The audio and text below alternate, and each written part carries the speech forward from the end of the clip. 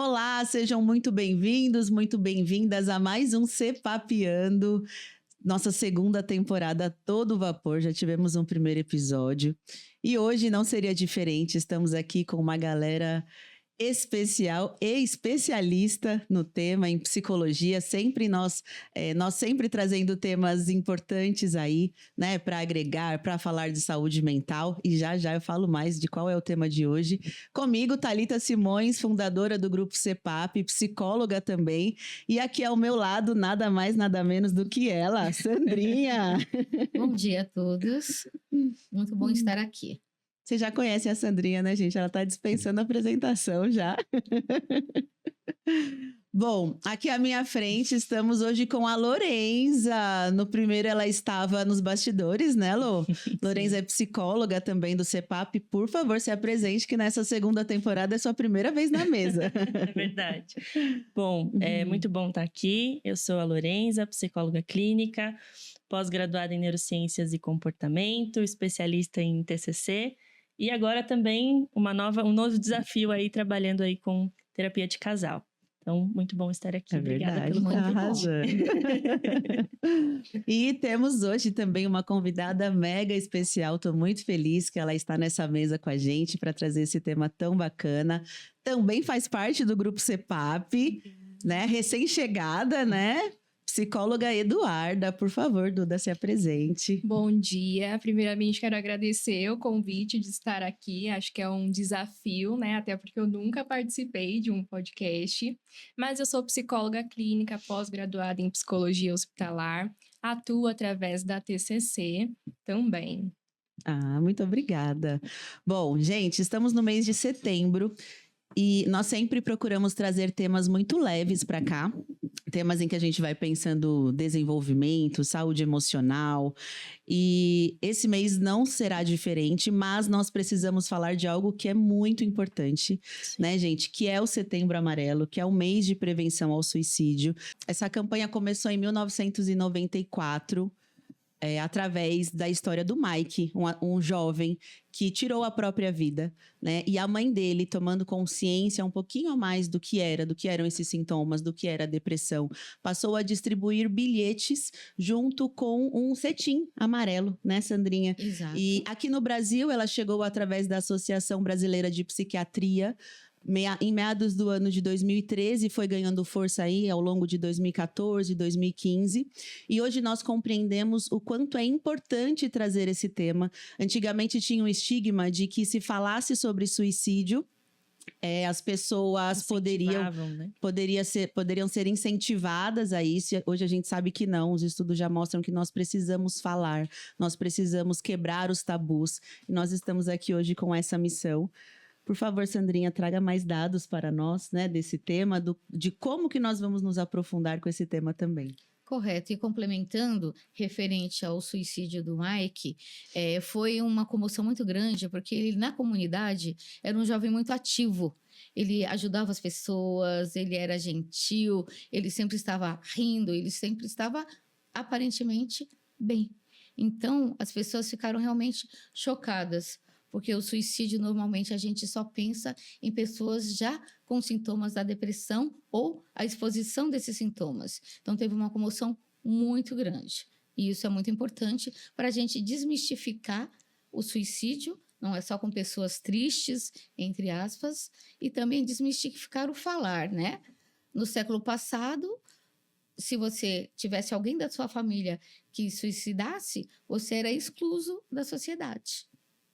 Então, olha como era difícil, até para quem fica também. O suicídio abrange todas as pessoas, no mínimo, diretamente 10 pessoas. Então, é um suicídio e mexe com a vida pelo menos de 10 pessoas. E hoje a gente vai estar abrangendo o suicídio, mas uma versão mais referente a relacionamentos. Que a Lorenza vai poder pontuar melhor. Bom, nós escolhemos esse tema, né? A gente escolheu aí falar sobre relacionamentos abusivos, principalmente porque esse tipo de relacionamento é um risco para depressão, ansiedade, né? Dependência emocional, que também, consequentemente, gera o risco aí do suicídio. Então, hoje nós vamos abrir aí o tema falando um pouquinho sobre como que a gente desenvolve essa perspectiva, né, com relação aos relacionamentos, quais são os nossos relacionamentos primários. E aí eu queria começar com vocês, aí o que vocês têm a dizer sobre isso? Bom, as nossas relações começam ali dentro do nosso núcleo familiar, né? Então, aonde a gente constrói as nossas primeiras experiências. E quando a gente tem essas primeiras experiências num ambiente mais agressivo, num ambiente ansioso, num ambiente preocupante, a gente tende a fazer essa repetição de comportamento nas nossas relações. Então, a gente leva ali para a primeira infância, então, escola, tem aqueles comportamentos, né? As crianças que são chamados pais na escola porque estão batendo nos amiguinhos. Na adolescência, começa a ser aquele adolescente que tem uma dificuldade de ser contrariado. E aí a gente passa para a vida adulta até entrar nos nossos relacionamentos. Acho que uma característica muito forte, é um padrão, na verdade, né? Muito forte que vai se estabelecendo ali na infância, muitas vezes o padrão da insegurança. Né? A criança, desde muito cedo, não perceber ali alguns adultos de forma segura e responsável, vai também desenvolvendo um padrão nos relacionamentos que pode ser uma portinha aberta, né, pro relacionamento abusivo na vida adulta. Com certeza, porque a nossa mente grava experiências e ela vai buscar coisas que conhecidas. Então, mesmo sendo ruim, muitas vezes a gente faz opção. Né? Às vezes as pessoas falam, nossa, eu tenho dedo podre para relacionamento. Não é o dedo podre, né? É que nossa mente reconhece. Se eu reconheço, entre aspas, eu me sinto segura. Só que essa segurança, na verdade, não é uma segurança. É um reconhecimento de padrões da nossa infância. Perfeito. Eu até coloquei recentemente uma caixinha de pergunta no meu Instagram, e aí me perguntaram por que a gente tende a repetir tanto os nossos comportamentos dentro dos relacionamentos, né? E é isso, a gente não costuma ter um comportamento que a gente não aprendeu. Então, a gente entra na repetição e muitas vezes a gente não entende o porquê que a gente se comporta dessa forma. Exatamente. Bom, e como então, nós estamos falando de como a família vai moldando, né, essa forma de nos relacionarmos, mas será que é possível quebrar esse ciclo? Ou será que algumas pessoas nem entram nesse ciclo? O que vocês acham? Como a Duda estava trazendo, né? A gente vai desenvolvendo perspectivas do relacionamento através desse núcleo familiar, né? E a gente vai estabelecendo algumas crenças, né? Que são crenças com relação ao que eu penso sobre o outro, o que eu penso sobre o mundo e o que eu penso sobre mim mesmo, né? E isso vai transformando ali, moldando a nossa autoestima, né? A nossa percepção ali de relacionamento em si. E sim, é possível a gente transformar essas crenças, mas claro, né, com terapia, com aspectos aí que sejam importantes para trazer uma outra perspectiva, né, dessas relações. Então, sim, é possível, mas com muito trabalho aí. Eu também acho que é possível, mas primeiro a gente precisa entender e enxergar muitas vezes esses nossos comportamentos. Acho que a gente precisa, dentro de um relacionamento, estar aberto a ouvir também. Porque sempre tem, olha, eu não gosto desse tipo de comportamento. Olha, esse comportamento que você faz me faz eu me sentir de tal jeito, de tal forma. Então, nós também precisamos falar, poxa, por que isso acontece com tanta frequência? Para que eu consiga entrar no processo de terapia. Senão também chega muitos casos, né, que a gente atende, por que você está aqui? Eu estou aqui porque o meu companheiro ou a minha companheira me pediu. E não sabe o porquê que está lá. Então, claro, a gente faz uma construção, mas eu falo que também a gente precisa ouvir quem está ao nosso lado, né? É muito importante. Até porque leva tempo, né, para a pessoa normalmente reconhecer esse ciclo, né? Chegar a essa conclusão de, peraí, eu estou numa relação abusiva, não é tão rápido, né, gente? Não, é porque para ela entra na normalização. Ela é uma repetição do que ela viu. Então, para ela, um relacionamento é aquilo também. Né? Então, até que ela perceba que não é algo saudável, é algo tóxico, vai levar muito tempo. E assim, vai levando muito tempo e o relacionamento vai piorando a cada tempo. né? E normalmente as pessoas começam a pedir ajuda quando já está no momento de agressão física, agressão moral, onde ela já não está mais suportando vivenciar aquilo. Então, até então, fica uma normalidade. Isso que é engraçado, a gente não percebe que está vivendo isso, porque nossos padrões e nossas crenças dizem que isso é o correto. A minha mãe passou por isso. Meu pai batia na minha mãe. Meu avô batia na minha avó. Nossa, meu pai era grosseiro com todas as mulheres. E assim vai. E aí começa a relacionar, né, essa agressão, esses comportamentos a uma forma de amor, uma forma de se sentir amado, de se sentir querido, né? E aí que entram os perigos. Mas o que seria, então, de fato, uma relação abusiva? O que a gente poderia considerar dentro disso que a gente estabeleceria como uma relação abusiva? Um relacionamento abusivo, ele é caracterizado ali por momentos de manipulação, de controle, de ciúmes excessivos, né? Então, quando acontecem esses comportamentos, acho que a gente já pode caracterizar um relacionamento abusivo. Uhum. E eu estava pesquisando e lendo, né? A gente também tem um sintoma, digamos assim, né? Muito específico, que é o gaslighting, né? Que é a pessoa que está ali sendo agressiva ou violenta, enfim, abusiva, ela acaba fazendo com que a outra pessoa, né, a vítima, digamos assim, duvide de si mesma. Então, comece a não acreditar no que, né, no que ela pensa ou no que ela vê sobre ela ou sobre a vida e começa a levar em consideração muito mais o que aquele abusador, digamos assim, está Exato. trazendo. Vai minando, né, a autoconfiança e o autoconhecimento. Aos pouquinhos, a pessoa vai perdendo a identidade dela. Ela já não sabe mais o que é dela, o que é do outro. E isso vem de forma muito sutil. Tipo, vamos pedir uma pizza? Eu vou escolher, eu quero de queijo, mussarela. Nossa, você sempre pede de mussarela, né? Vamos pedir outra. Aí vai a vontade dele. Aí você nem gosta muito de queijo? Aí a pessoa pensa, eu acho que eu não gosto muito de queijo. Não vou pedir mais. Então, é muito sutil. Então, tem uma linha muito tênue do cuidado, certo? E da manipulação.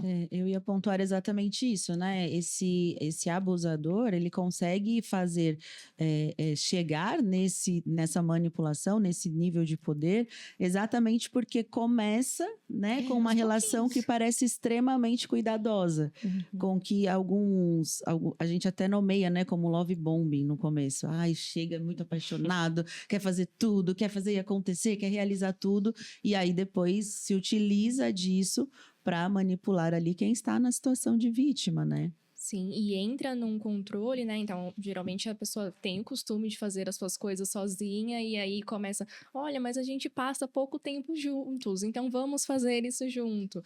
Ah, isso também precisamos fazer juntos. E quando você vê, você não consegue mais fazer as coisas sozinha. A sua autonomia vai zerando, né? A né? sua autonomia, os seus valores, aquilo que você acredita, tudo isso você vai se perdendo porque você vai se tornando como se fosse um só.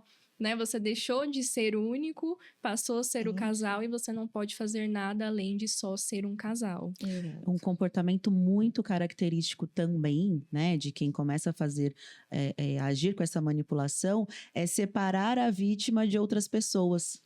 Porque isso fortalece, né? É isolar essa vítima ali de outras amizades, às vezes até da família, que começa a trazer o alerta de, olha, você não acha que isso não tá legal, que essa fala não é legal, você não acha que esse comportamento tá um pouco demais, e aí esse abusador normalmente tendencia isso, né? O afastamento, né? Tipo, olha, eu acho que essa sua amiga não é muito boa para você, ela fala umas coisas, aí a pessoa vai se separando, porque ela já está perdendo a identidade dela. Sim. Né? Isolamento familiar é uma das características. Sim. Muito bacana você ter pontuado. E acho que a gente tem que prestar atenção também que tem algumas coisas que a própria sociedade, a própria cultura traz como sendo uma verdade e que não é saudável. Então, por exemplo, escuto muito isso que a Duda estava trazendo dos casais quererem fazer, né? Vamos fazer atividade juntos, sair juntos, etc. Mas algo que é muito importante é a individualidade, né? E a gente vê muito na cultura e na sociedade de que não, a gente está num relacionamento, então precisamos fazer tudo junto, fazer as atividades juntos e muito pelo contrário, né? Essa individualidade, ela é extremamente importante tanto para a questão da autoestima, quanto para a questão do próprio relacionamento ser saudável. Né? Mas aí eu trago uma pauta, que é uma dúvida pessoal, que eu já fiquei pensando nisso. Eu lembrei até de uma amiga, um beijo, amiga, não vou falar seu nome aqui. Mas a gente brincava, né? Mais jovem, uma amiga de longa data, a gente falava assim: nossa, você quando começa a namorar, você some. Porque era uma característica dela, realmente, de viver o apaixonamento. Nem sempre foi, né? Ela acompanha algumas relações e nem sempre era porque estava numa relação que a pessoa afastava ela. Era um movimento do apaixonamento. Como que a gente pode, talvez, nesse início, diferenciar isso, assim? Vocês têm algum caminho?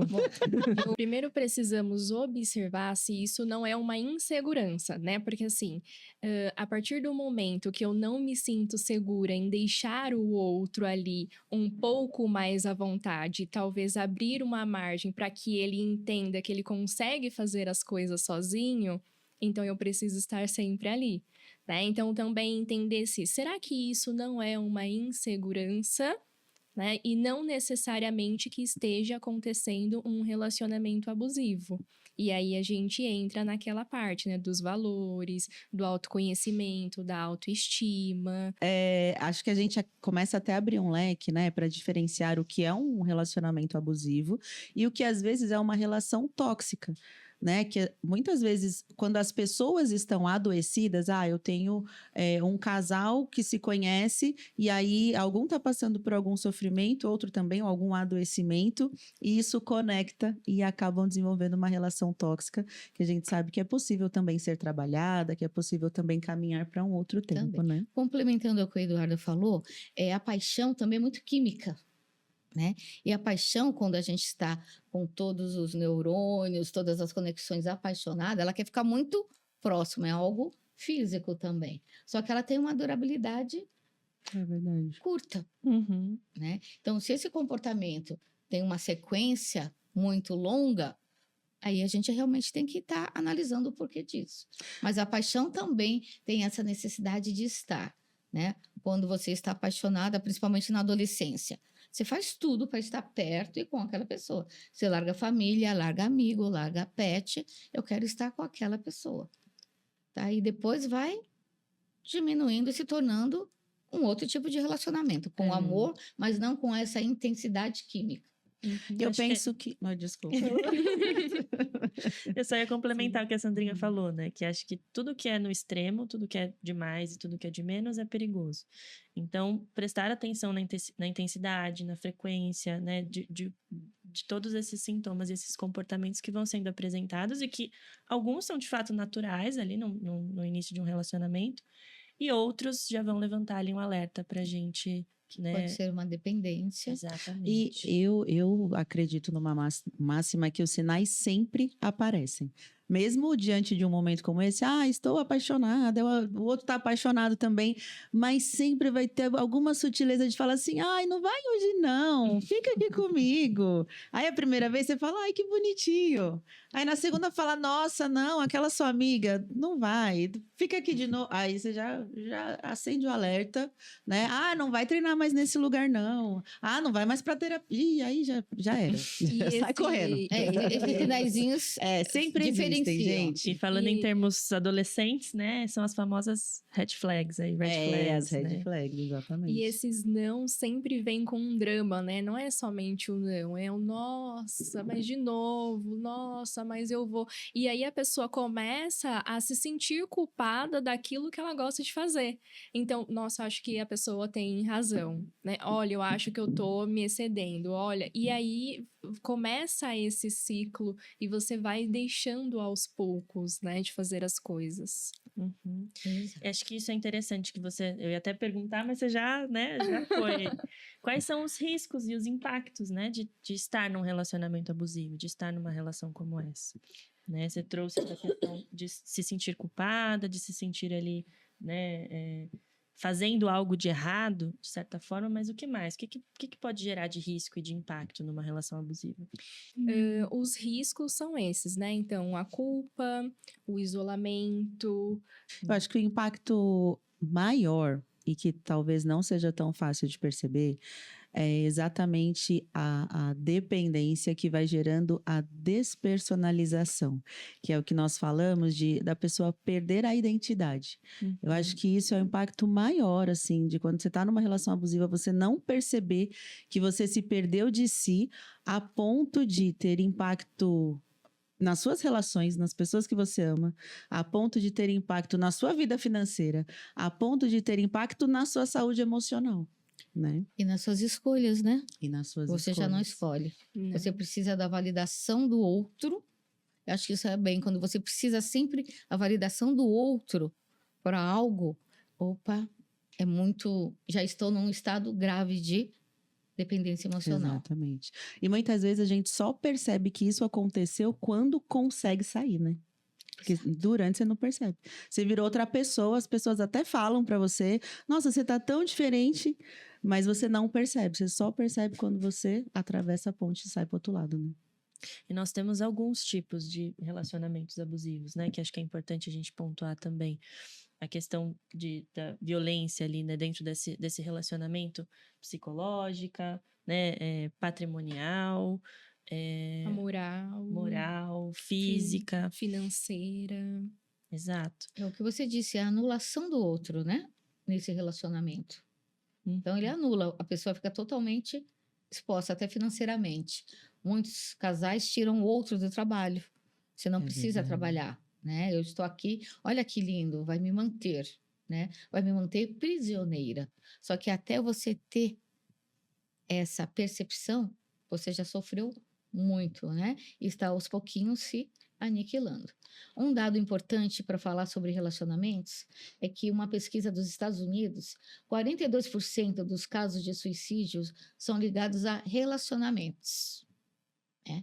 Então, dependência, relacionamentos tóxicos, as pessoas estavam vivendo isso quando cometeram suicídio.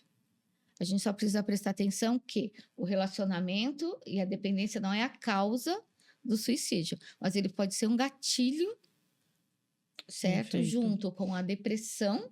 Aí vem a depressão, abre-se a porta com a dependência, vem a depressão, que é um caminho para o suicídio. Então, a maioria das pessoas que cometem suicídio estão em extrema depressão.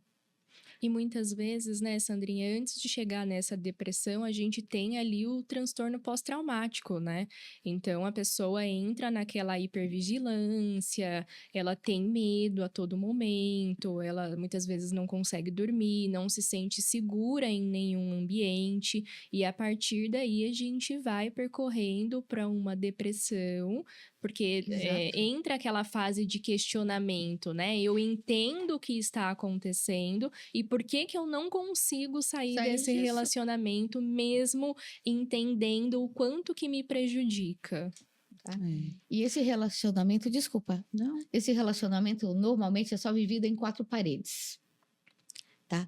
No exterior, a pessoa é aquela pessoa amável, cuidadora, simpática com todos, que isso é uma forma também de invalidar as queixas, né? Você tá louca, ele é uma pessoa ótima, olha, é uma pessoa Verdade. ótima, né? Então, é vivido entre 4 paredes.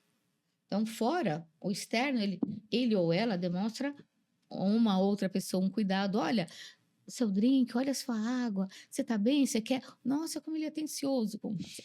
Aí fecha-se a porta, né? Tira-se a máscara e mostra realmente o tipo de relacionamento. É verdade. Eu ia ressaltar, a Eduarda falou de estresse pós-traumático, né? Também casos de ansiedade. Eu, como uma psicóloga que atende alguns casos de ansiedade, já acompanhei pessoas que passaram a desenvolver crises de ansiedade por conta de relacionamento abusivo. E aí, no momento que a pessoa sai da relação, a crise acaba também. Como um sintoma fortíssimo aí, né? Ali da manipulação e de tudo que nós temos falado. Eu tenho, até a gente conversando, lembrei de um caso que eu já atendi, que a companheira era extremamente ciumenta, mexia nas coisas, né, enquanto ele precisava sair. Todas as vezes que ele saía, ele tinha crises de ansiedade, porque ele nunca sabia como que iria estar quando ele O voltasse. retorno. Nossa. Né? Então era sempre ali uma dúvida de será que hoje vai ser tranquilo? Hoje não vai ser? Como é que eu vou me preparar para isso? E aí veio os sintomas da ansiedade. Muito bom você colocar como um homem Também, passando né? por É isso, que verdade. a gente fala, às vezes, acredita que só a mulher passe desse tipo de relacionamento. E não, independente do sexo, do gênero, isso existe dentro de relacionamentos, né? Então, bacana você ter colocado o outro lado também, né? Que é Sandrinha, eu muito falo bom. que a maior, já até comentei, né, com a Lorenza, que o meu público maior são os homens, né? Então eu vejo bastante isso também nas relações sendo acontecidas por mulheres com os homens, né? Então é bem frequente também. Acontece, né? Acho que muito porque a gente visualiza ali o ciclo da violência e a perspectiva muito mais de um relacionamento abusivo voltado para essa questão de violência física, né?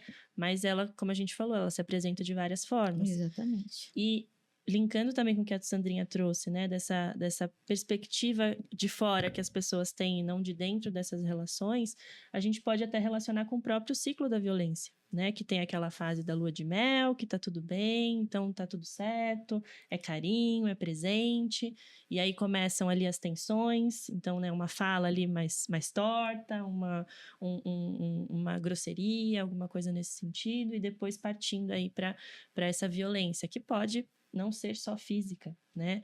Psicológica, patrimonial. Então, isso também é importante da gente estar atento a esse ciclo. Isso também é um suporte para quem vivencia essas relações, de também saber ali onde ela está, né? Poder ali, de fato, pontuar cada uma das fases e também ser um suporte para ela sair disso, né? E como então, né, essas pessoas conseguem começar a pegar essa rota de saída? E aí eu acho que é muito importante nós falarmos tanto da vítima, né, que nós estamos nomeando assim, de quem está ali em sofrimento, quanto das pessoas que talvez nos assistam e percebam, falam, eu acho que às vezes eu faço isso daí. Acho que às vezes eu manipulo. Eu acho que às vezes eu tô separando o outro da galera. Que caminho, né? Quais são os caminhos possíveis aí para que essas pessoas saiam desses padrões? Porque a gente sabe que o abusador, né? Quem está ali exercendo a manipulação, também tem um padrão. Acho que aqui hoje a gente não vai entrar em níveis de adoecimento, de outras patologias, de transtornos de personalidade, que a gente sabe que também pode ter uma influência muito grande, mas pensando nas características de comportamento mesmo, quais são as rotas de saída aí que nós podemos construir? Acredito que a primeira é você procurar terapia. Sempre. Né?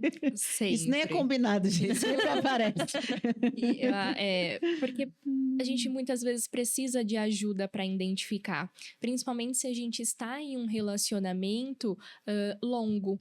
Porque isso se torna comum, isso começa a fazer parte da rotina. A gente percebe que incomoda, mas como vem ali os períodos de lua de mel, a gente fala, esse é um comportamento dele, todo mundo tem defeitos. Olha, quando, né, eu aceitei esse relacionamento, eu entendi que ele é dessa forma. Então, acho que primeiro a gente precisa de uma psicoeducação ali, né, e falar, olha, isso é um comportamento saudável dentro de um relacionamento, e isso não é. Então, a terapia vai ajudar a direcionar, né, tanto os comportamentos do outro, quanto os nossos mesmo dentro da relação. Sim.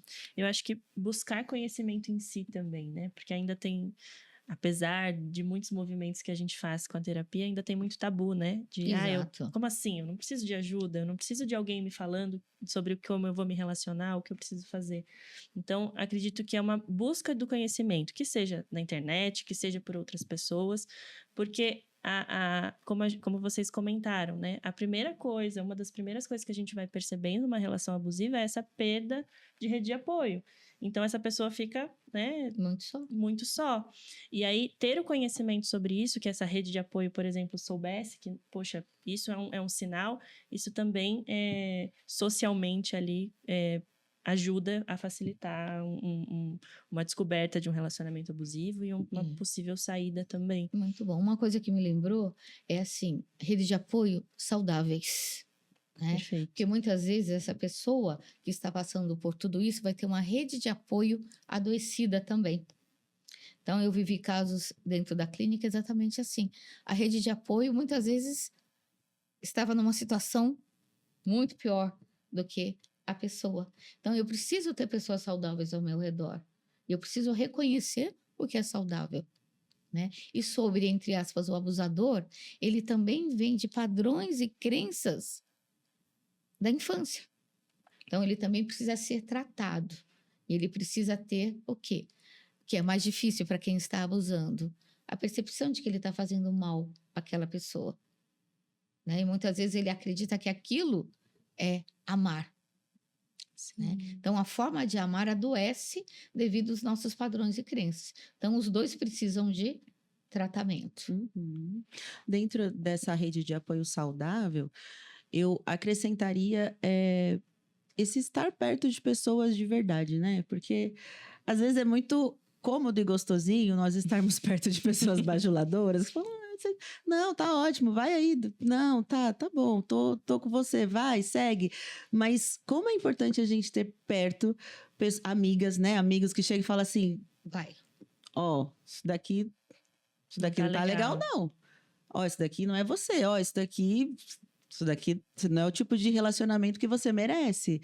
Então, isso é muito importante, porque isso, sendo essa relação uma relação de confiança, isso é um alerta, né, para quem está entrando por esse caminho. Então, eu acho que as relações, né, as amizades, as relações afetivas, a família, ter pessoas que vão trazendo essa verdade é sempre fundamental. É o principal apoio, né? Sim, e Uhum. Thali, como você falou das redes, né, de apoio, os relacionamentos abusivos, eles não ficam só ali nos relacionamentos amorosos, né? A gente vê isso nos relacionamentos familiares, nos relacionamentos de amizade, e a gente sempre acaba procurando relações que são iguais em todos os aspectos, né? Então, é no meu relacionamento amoroso, o mesmo comportamento tem no meu relacionamento familiar e o mesmo comportamento tem na minha rede de amigos. Então, a todo momento ficam ali me provando que não, é assim mesmo, mesmo. funciona dessa forma. Pegando um gancho que você falou, eu tive uma paciente que ela estava falando sobre o relacionamento dela, e quando eu puxei o histórico familiar, era idêntico o que o pai e a mãe dela viviam. E ela não tinha essa percepção. E quando ela teve essa percepção, ela falando, ela parou assim e falou: tá igual. Né? Então, às vezes a pessoa está e não percebe que está vivendo exatamente, e foi muito bacana, e foi muito libertador para ela perceber que ela estava num relacionamento, assim, as atitudes muito parecidas, né? Que ela estava sofrendo era o que a mãe dela vivenciou a vida inteira. Né? E ela começou esse autocuidado, nós começamos a partir daí um reconhecimento dela mesma. Quem é ela, do que ela gosta, do que eu não gosto, do que eu permito, do que eu não permito, do que eu quero fazer. Então, ela foi, aos pouquinhos, se colando como um brinquedinho de aqueles que ajuntam as pecinhas, quebra-cabeça. Ela foi se refazendo. E ela conseguiu se refazer e continuar nesse relacionamento. Certo? Também ele começou a fazer terapia, tá? Porque eles se gostavam e ele aceitou fazer terapia também. Então foi muito bacana isso. Essa descoberta. Gente, eu tô permitindo isso da mesma forma que eu condenei a minha vida inteira. Sim. E eu sofri. Ô, Sandrinha, pegando um gancho, sempre que eu vou trabalhar, né, relacionamentos com algum paciente, eu gosto de trabalhar aquele livro As Mulheres que Correm com os Lobos. Muito bom. E tem um capítulo que é o do Barba Azul. E fala sobre a intuição e ele também dá para ser trabalhado ali os relacionamentos. Então, olha, você é livre, mas só dentro aqui do meu castelo, né? Aqui dentro você faz o que quiser. Quando você sair, não pode. E ali mostra um pouco a intuição, falando, mas por que que não? Né? Por que que isso acontece? Isso não é normal. E muitas vezes a gente seguir a nossa intuição leva a gente a lugares de enfrentamento. Né? Então, também pensar o que eu tenho para enfrentar. né? Quais são ali as minhas minhas ferramentas que eu vou poder utilizar nesse momento? Você me lembrou, Eduarda, esses livros agora que estão na internet sobre lobos, alfas, alcateia, eles machucam muitas pessoas, eles colocam a pessoa do zero, aniquilam, e as pessoas acham isso muito bonito. O alfa até agride fisicamente a loba. Tá muito, tá muito geral nos Os adolescentes, cortezinhos no né? Instagram, né? que você Isso, tá- né? E assim, está sendo muito curtido isso. Como se fosse algo, uau, que legal. O alfa macho é um lobo poderoso que se transforma em lobo. A gente pode até estudar isso sobre as falas, né? Diante de uma loba que ainda é muito submissa e ele coloca no local de servidora dela. E está sendo muito engajado isso. Então a gente tem que às tomar muito vezes, cuidado com esse tipo de porque já são relacionamento. comportamentos, né? A gente não vamos entrar nesse aspecto aqui, mas a gente vive um momento questionando, né? Cultura, patriarcado, e aí sempre existem outros vieses para reforçar, às vezes até de forma sutil, Exato. né? Essa cultura de poder ali, de dominação. De dominação né? total. E Vocês- é tão forte isso que até quando a gente fala dessa saída, né, para nós oferecer esse cuidado em terapia, oferecer isso num atendimento, como que a gente começa a construir essa saída desse ciclo de dependência? Eu acredito muito que isso vai se estabelecendo também através, primeiro, da identificação, né, de qual é esse nível de dependência.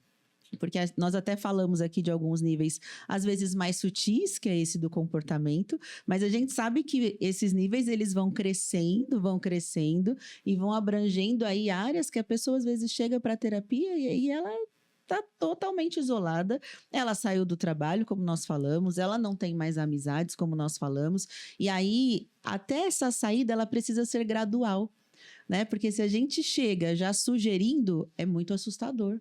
Porque aí eu não tenho mais a minha história, eu não tenho mais a minha vida. Então a gente vai partindo de uma reconstrução também, né? Sim. Pensando, né, nessas estratégias aí, fui me lembrando também que no CEPAP nós temos o Clube do Livro, né? E nós fizemos uma leitura recentemente de um livro que chama Autoestima como Hábito.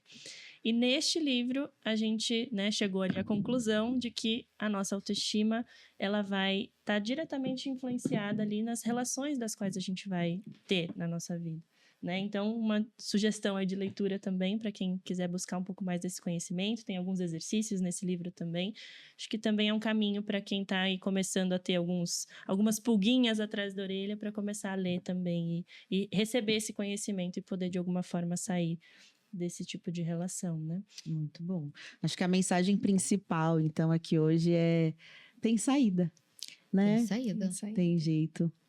Passa, né? Quando a gente fala dos sintomas aí depressivos, né? De todos os sintomas que nós trouxemos, do Setembro Amarelo.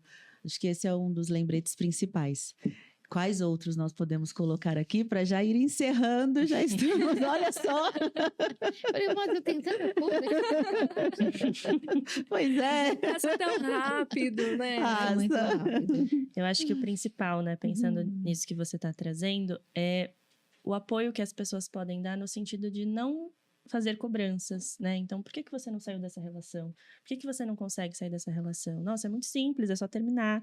Termina né? e pronto. Termina e pronto, está resolvido. Então, acho que o principal ponto aí para quem vai apoiar, para quem vai estar perto de alguém que está numa relação abusiva é principalmente não fazer cobranças, né? Não ter essas cobranças. Muito mais, estar num lugar muito mais de acolhimento, de suporte, né? Empático, do que nesse lugar de cobrar a pessoa fazer movimentos, como você mesmo trouxe, que às vezes é muito rápido ali e muito, Você ainda muito não está surpreendente. preparada, né? Exato. Eu falo, está enfraquecida, as pernas ainda não vão, né? Então, ela precisa se nutrir dela mesma para poder caminhar sozinha. Perfeito. Acho que precisamos fazer uma separação, né? Do que eu acho para o que o outro vive. Muitas vezes a gente quer impor aquilo que a gente acha, mas como você trouxe, né, dentro de casa, a gente não sabe como acontecem as coisas. Então, acho que quando a gente vai ajudar, temos que sair um pouco desse lugar e direcionar mais a escuta, a entender o que aquela pessoa tá querendo dizer, aquele pedido de ajuda, que muitas vezes acontece também dentro do suicídio, que foi aonde iniciamos. Então, às vezes alguém tá pedindo ajuda, mas o fulano tá rindo, nossa, mas olha como ele tá bem vestido, nossa, mas ele trabalha, como se isso fosse... A gente utiliza a nossa visão, a nossa experiência do que é bom, né? Exatamente, e isso não ajuda o outro. Muito bom. Continuando, então, assim, não banalizar, né? A dor do outro, o problema do outro, como você disse. A gente vê o superficial. Tá tudo bem, ela tá ótima, ele está ótimo. Mas a gente não tá enxergando o que está passando dentro dele. Então, é assim, uma escuta, pode ser uma escuta terapêutica, mas até chegar na escuta terapêutica, ele pode procurar ajuda e não ter vergonha de pedir ajuda, porque a maioria de nós tem vergonha de pedir ajuda. Estou precisando de ajuda, eu não estou bem. Me escute. Então, a gente estar ali, estar presente. Tá? Então, acho que um ponto muito importante é... E outra coisa, você conhece aquele ser. Você está vendo a mudança de comportamento dele, tanto na dependência como na depressão. Se isolou, está diferente, não te procura, não socializa, não está mantendo uma rotina. Ué. Então, a gente também de fora pode estar com um olhar alerta, seja um irmão, um amigo de trabalho. Então, tem muitas formas da gente poder ajudar. Só dizendo, como você disse, eu tô aqui, tá? Uhum. Isso é muito importante. Até que ele consiga pedir uma ajuda terapêutica. Perfeito. Então, peça ajuda. E amor é ação, né? Se ame. Né? Tem ações positivas com você, no sentido de autocuidado, mesmo que às vezes é só um pouquinho por dia, como a gente fala sempre, né? Isso muitas vezes impede de pegar caminhos aí que geram adoecimento. Né? Mas, gente, quase que eu ia me esquecendo. Temos um quadro novo nesse podcast, sugerido pela nossa editora-chefe Lorenza. Quadro novo? Que é um quadro de perguntas. Surpresa, Sandrinha! Surpresa! Na verdade, quadro... dando os créditos, foi a Duda que sugeriu e a gente aderiu aí. Ótimo! Então, a Duda começa a responder. Pensando bem. Então, temos essa extensão aqui. Vamos abrir já... abrimos caixinha de pergunta, né? Abrimos. No nosso Instagram. Você que não nos segue no Instagram, já acompanhe lá, @CEPAPsicologiaOficial. E nós vamos interagir, colocar as perguntas para que a gente traga aqui também para o nosso podcast. E vamos às perguntas do tema. Então, primeira vamos pergunta, lá. por favor. A primeira pergunta que recebemos foi: ciúmes é amor ou não? Depende. Né? Quando é um ciúmes pontual, acredito que esteja dentro do amor. Né? É natural. Agora, quando é um ciúmes controlador, um ciúmes que faz com que você anule as suas vontades e os seus comportamentos, é um ciúmes doentio. Né? Não é um ciúmes amoroso. Todo mundo aqui já sentiu ciúmes em algum momento? Já, né? Acho que é Quem humano, não? né? Eu senti, mas eu sempre vou pelo caminho do o que eu faço com o que eu sinto, né? Porque a gente também cai nessas armadilhas. Eu posso até sentir, mas fazer alguma coisa com isso é outra conversa, Que né? também complementa isso. Eu tenho ciúmes e eu vou fazer o quê com isso? Eu tenho que falar, por que tá me gerando esses ciúmes? Exatamente. Essa insegurança também. é minha, não é sobre Não é o do outro. Os ciúmes têm muito a ver sobre você. Então, tem que ficar alerta a isso. Então, se for um ciúmes muito exacerbado, pega a reta da terapia. Exatamente. Porque muito provavelmente é uma insegurança muito mais pessoal do que... Exato. Psicólogas diretas temos aqui. Próxima mais? pergunta. Vamos lá. Como saber se estou num relacionamento abusivo? Eu acho que nós já respondemos com esse respondemos. podcast. Exato. Acho que já foi respondido. Né? Tem alguns indícios aí que são claros. Os sinais podem começar sutis, mas os indícios são claros, gente. Né? Começou com isolamento, manipulação, domínio, depois eu solto. Pega a rota de É saída. perceber esses desconfortos também, né? Que a gente sente e às vezes a gente, não, mas como a Duda falou, não, acho que é comportamento dele, ele é assim. É. Mas se tá gerando algum desconforto é porque tem algo, né? Sim, Como a gente fala exato. das emoções. Se eu tô sentindo alguma coisa ele tem, né? Então perceber esses desconfortos e lidar com eles de uma outra forma, né? Sem ser evitando ou fugindo deles, também vai ser uma estratégia ali importante para isso. Eu penso também que relação saudável não coloca a gente em conflito o tempo todo. Não estou falando das diferenças, de às vezes você precisa sentar, a gente sabe que são duas pessoas diferentes e sempre precisam de ajustes, mas toda hora você está em conflito, se perguntando se o que você faz é bom, se o que você faz é certo, se o que... Isso já é um sinal também muito grande, né? Você tá ali numa relação para construir, você tá Exato. sempre voltando e só entrando em conflito. Sim. Isso é um Sinal dado bem evidente. bacana, né? Porque, é mais conflito do que companheirismo ou momentos bons. Exatamente. Sim.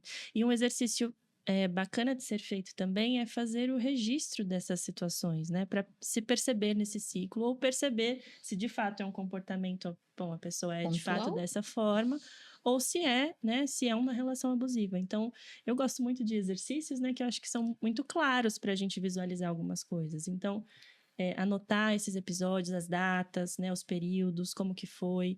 Até para você também conseguir ter um balizamento ali do que a gente está falando. E em cima dessas perguntas, né? Até porque a gente é TCC, então a gente gosta de pedir para fazer algumas tarefas. Se perguntar o que é relacionamento para mim, né? Porque às vezes a gente escreve, mas a gente olha lá e fala, tá, mas e aí? Né? Então, o que eu considero ser um relacionamento? Como é que eu gostaria que fosse o meu relacionamento? O que eu tenho dentro daquilo que eu gostaria e o que está totalmente fora? Me lembrou do Muito quadrante. bom. Exato, para que a gente consiga se direcionar e Exato. olhar e falar, não, então isso aqui, né, é uma prova concreta de que as coisas não estão indo bem ou que estão indo bem também. E até para tirar um pouco do ideal, né? Porque na nossa cabeça, os nossos ideais são sempre, né, perfeitos. As 30 digamos mais assim. ideias da Disney. Ô, Lácio. Então, sempre lembrar de se relacionar com o outro real e não com o outro ideal, né? Exato. Porque às Exato. vezes lidar com esse ideal é fugir das frustrações. E aí, Também. né, também não é... E, Lorenzo, o que você falou é uma grande verdade, porque a gente começa a se relacionar com quem a gente está projetando, Exato. né? Eu me relaciono com quem eu estou projetando. E aí ele vai tirando a minha projeção e vai sendo ele. Aí dá aquilo. Então, normalmente, a gente começa com uma projeção nossa, de expectativa daquela pessoa. E aí também tem esse choque. Porque o que eu admirava agora já não é mais o que eu admiro. Então é bem bacana perceber nesse exercício o que eu Sim. quero dessa pessoa, o que eu quero de um companheiro, de um O que namorado, tá que é uma acontecendo de e o que relação está fato. acontecendo saudável, de né? fato aqui. Exato. Bacana. Eu tenho um outro exercício, né, também que eu peço geralmente para os meus pacientes, que é escrever todos os defeitos que vê no companheiro ou na companheira e falar qual é que eu me arrisco, né, a lidar até daqui 5, 10 anos. Porque quando a gente vai se anulando, a gente não vai conseguir lidar com isso por 5, 10 anos. Chega um momento que começa a se tornar insustentável, né? Eu falo que todos nós temos os nossos defeitos e até para entender um pouco dessa projeção. Então, a gente precisa falar, olha, isso daqui eu consigo, eu levo. né? Faz parte ali dele e dos nossos relacionamentos, mas isso aqui talvez não. Então, Esbarra nos valores, né? No quanto que a gente Exato. negocia ou não algumas coisas que são possíveis de serem toleradas, né? De serem sustentadas e outras que de fato não. E outras que às vezes a pessoa até diria que sim, mas que não são saudáveis, né? Então, Exato. estar atento aí. E a última pergunta, que nós já respondemos também, mas se é possível sair desse tipo de relacionamento. E acho que hoje ficou bem claro que sim, sim. né? Com os seus desafios, com o tempo, o limite de cada um, com o processo. Mas sim, é completamente possível. E a terapia é um recurso muito importante para esse movimento, né? De sair e de sair do relacionamento e de entrar num relacionamento intrapessoal mais fortalecido. Relacionamento eu comigo mesmo. Exatamente. Toda mudança, ela gera um desconforto, né? Então, você estar nesse relacionamento é um desconforto. E você precisar lutar para sair desse relacionamento também é um desconforto, né? Só que sair é um desconforto que vai ser momentâneo. E você escolher, muitas vezes, ficar por achar que não vai conseguir lidar com toda essa carga e essa demanda que vem junto, é um desconforto muito maior. Lembrei da Sara, que ela fala, né? Escolha seu difícil. Vai ser difícil uma coisa, mas vai ser difícil outra coisa. Escolha o teu difícil. Qual difícil eu consigo levar Exatamente. mais adiante. Gente, esse podcast não é uma terapia, mas é muito terapêutico, né? Vale a pena ficar com a gente até o final sempre. Muito obrigada por estar conosco. Muito obrigada a essas psicólogas maravilhosas que sempre trazem tanto conteúdo, tanto conhecimento, tudo com tanto amor. Obrigada, gente. Imagina. Deixem sua mensagem final e seu Instagram. Vocês encontram todas nós, na verdade, nos @Cepa Psicologia Oficial. Exato. Todas fazem parte aqui do grupo CEPAP, atendem em Diadema, Duda em São Bernardo. Né? Temos a unidade também do Campo Limpo, que está sempre representada aqui. Depois eu levo o bronca. Sandrinha, que está ao meu lado, por favor. Muito obrigada. É sempre muito gratificante a gente trocar aqui, né? E é bom esse ciclo de pessoas que vão trazendo coisas novas, posicionamentos. Então, agradeço, tá? Vocês me encontram tanto no CEPAP, como eu anotei que eu nunca sei o meu, psicóloga, _Sandra, _Carvalho também, no Instagram, tá bom? Queria agradecer também aí, gente, muito obrigada, é sempre muito bom estar aqui com vocês, com a Duda hoje, né, de convidada especial aí, e vocês também me encontram no CEPAP e também no meu Instagram, psi.lorenzajordão. Lá eu falo um pouquinho sobre, né, neurociências, psicologia, e estamos aí para trazer conhecimento e cada vez mais suporte aí nessa área emocional também. Arrasa. Bom, também gostaria de agradecer, principalmente a Lorenza, né, que ficou, vamos, e enfim, estou aqui. Vocês também me encontram, né, no Instagram do CEPAP, e o meu é psico.eduardacaroline. Compartilho lá reflexões, um pouquinho do meu dia a dia, para que a gente se conecte aí, né, nos assuntos do dia a dia. Muito obrigada, gente. Vocês me encontram no @Thales Simões, no @Cepa Psicologia Oficial, no @Multidisciplinar Popular. Tá bom, né? Tá bom, já chega, né?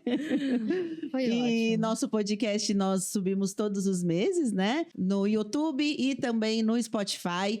E já pode, gente, já dá para fazer o quê? Uma maratona, porque nós já temos alguns episódios importantíssimos. Então, você que não assistiu ainda outros episódios, convidamos também. E deixe seu like, deixe seu comentário, é sempre muito importante, é uma delícia no final dos vídeos ir lá, ler os comentários, a gente compartilha e fica muito feliz com a participação de vocês. Obrigada, gente, tchau. Obrigada.